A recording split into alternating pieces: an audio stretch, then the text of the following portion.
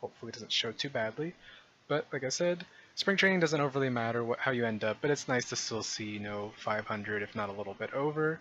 And I will show you the lineups now to see how people generally did. So let's go to the split, spring training, and just in case major league level. So actually I'm going to show about the games played. Brandon Phillips, I even decided to give him some time, but he went 22 games. So you can see people played anywhere from 22 to 26 games. Some people started way more than others. Here you only have a couple of starts, but still played and got some at-bats in most games. Plate appearances ranges anywhere from, I guess, Phil Irvin, I'll cut it off from there, 38 to 92, and then the at-bats are 34 to 84. So not really the most at-bats, but at least we can get to see a little bit of how people are doing. And in terms of average, Tony Renda killed it.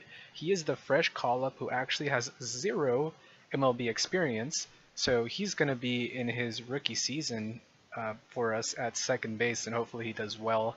As you can see, batting .421, he had 24 hits over 57 at-bats, which is awesome. And then hilariously enough, Brandon Phillips was up there, Jagailo, Cabrera, Suarez, Votto, Barnhart, Aoki, Cozart, and then Cozart from below. That's when it starts to get a little bit rocky in terms of averages. You see Phil Irvin, who's at 235, Carruthers at 225, a couple guys at the 220 marks, and then Hamilton at a measly 207.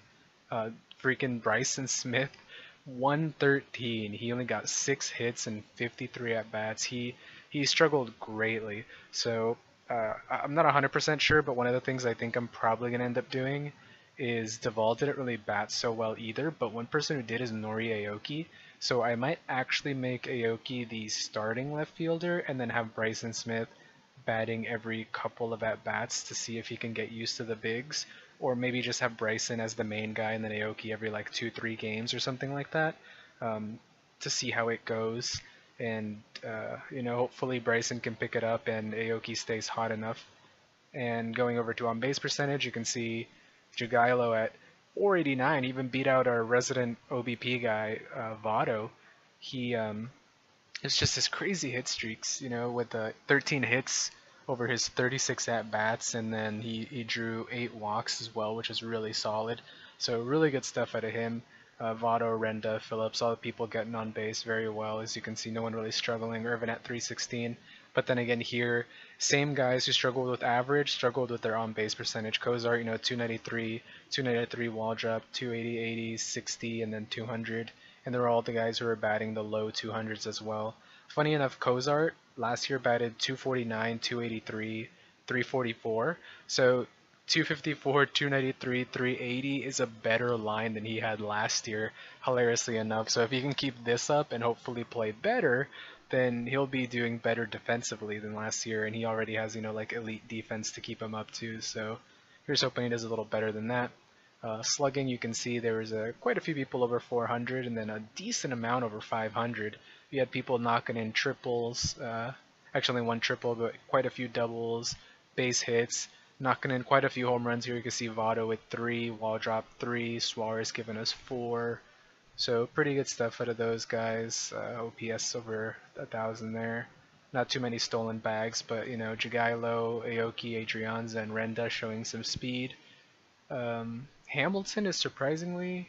Oh no, I guess I didn't sort by stolen bags. There we go, I did it the opposite way.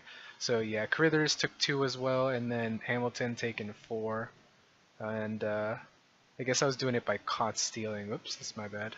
I should have done it by stolen bases. But still, they stole some bags, so some other people have speed as well besides Hamilton.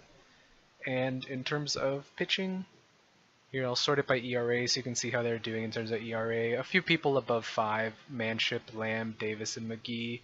A couple people, I guess, mid-4s is Cody Reed at 4.5, and then the low 4s into the 3s. Jumbo Diaz only got 8 innings, but he didn't give up any runs in those 8 innings, which is awesome. Chapman got 17 innings with a 2.12 ERA. You can see a 3.55 FIP as well. 14.3 K9, 3.7 walks per 9. Gave up some home runs, but his whip was pretty low. You can see he gave up 7 walks, 7 hits, 3 homers allowed. So Chapman doing very well. Finnegan, he did fairly well too. You can sort it by FIP here. So you can see quite a few people at 4 to low. So in terms of FIP, even the guys who had fives and high fives, it's showing that they're actually pitching a little bit better than what it shows, except for McGee and Reed, who their FIP matches their high ERA. And McGee, regardless of him doing poorly, I believe I'm going to keep him as one of the starting relievers regardless. I'm not 100% sure. I know for a fact that, who was it? There was somebody who was going to ditch. It was going to be Manship. Manship, I was going to let go of him because I think he did alright, but the last year he didn't really get too much time with those 15 innings, and in those 15 innings he did like quite a few home runs through, quite a few runs through, and hits and all that. And McGee for us last year was one of the more solid pitchers. He wasn't anything amazing, but he was definitely solid. He did struggle a bit in spring training, but it's whatever. It's just a month, so you can't really tell too much. But Manship will, I think he does have option years. He has one option year left, so I will put him in AAA in case we do need to call him up to replace somebody. And I was debating the second person that was going to go down to potentially be Singrani. I think Singrani, even though he did do well for us last year, as you can see, he allowed quite a few walks, so he has a 5.3 walk count, and his whip was fairly high because of his walks, even though he didn't give up the most amount of hits. He does have a good K rate, and that's the thing. Like, I mean, he's not a terrible reliever, but he does give up a lot of walks, and we already kind of struggle with walks because we have what's his name, Chapman, who has low control, so he gives up a lot of walks. As you can see, he's actually even lower than Chapman because Chapman went up in what's it called, in control. McGee has got decent control.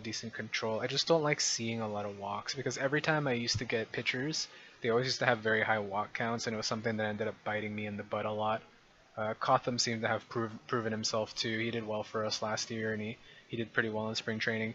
But either way, a lot of these guys, I think they have option years. Yeah, Zingrani still has 3 option years, so that doesn't mean that I can't call him up later, or if someone else underperforms. So we definitely still have some skilled players that are going to be in AAA waiting to be called up if stuff happens. And as far as the 5 starters go, I'm not 100% sure.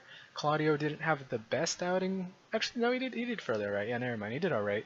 So I'm not really sure which 5 I'm going to choose, but we'll see who ends up getting it. Let's see if Cody Reed gets in or Rookie Davis. See if we maybe sit Lamb or somebody. Not really sure. Finnegan, who knows? So yeah, that's the update for pitchers and batters. And the next time you see me, you'll see the updated depth charts, the lineups all set in stone, the pitchers all set in stone, and we'll have our 25 guys. We'll have to cut 7 people. And yeah, that'll basically be it. And I will probably be commentating the first game of the season, which is going to be against the Oakland A's. We're starting a 2-game series against them. So I will see you then. Thank you for watching. Hope you enjoyed this quick little recap. And yep, there's nothing else to go over. So bye-bye. Again, thank you for watching. See you next time.